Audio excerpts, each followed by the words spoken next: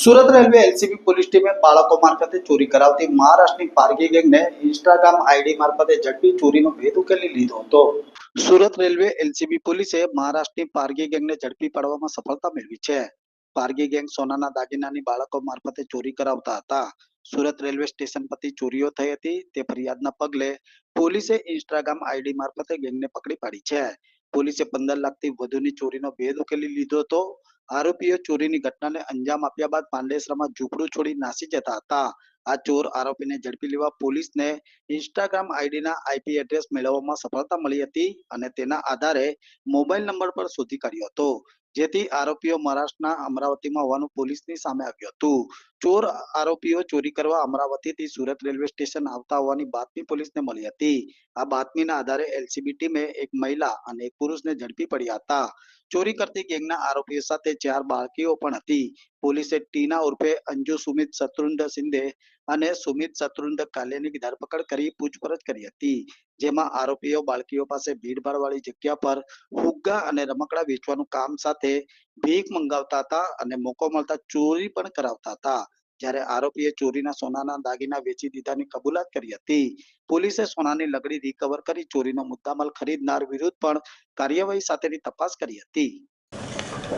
Surat railway police station ખાતે ગઈ 16મી તારીખે ચોરીનો બનાવ નોંધવામાં આવેલો હતો।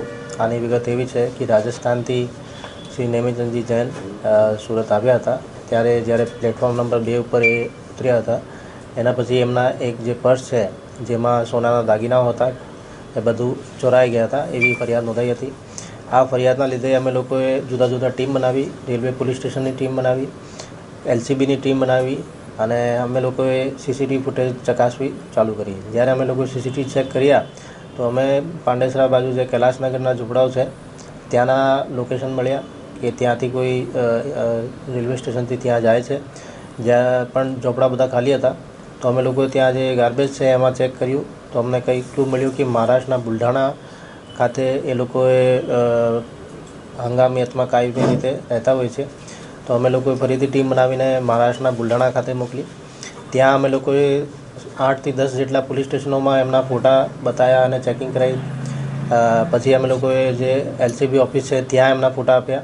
તો 2-4 દિવસમાં અમને એક ક્લુ મળ્યું કે આ જે માણસ છે આ મહારાષ્ટ્રના બુલઢાણા ખાતે કોઈ ગામડામાં રહે છે અને અત્યારે હાલ ત્યાં અમરાવતી એમની લોકેશન મળે છે।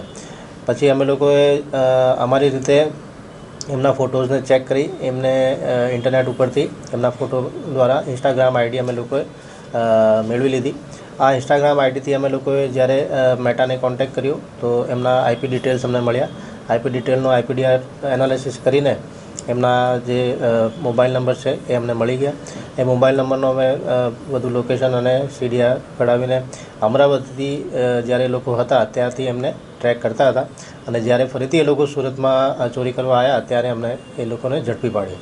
એમની એમો એવી હતી કે એ પોતાની નાની નાની બાળકીઓનો યુઝ કરીને કોઈ વડીલ અથવા એવા દેખાય એના પર્સ ચોરાવી લેતા હતા અને આમાં અમે લોકોએ જે 15.5 લાખનું જેટલું મુદ્દામાલ ગયો હતો 100% આમાં રિકવરી થઈ છે અને જે આરોપીઓ છે અત્યારે જેલમાં છે।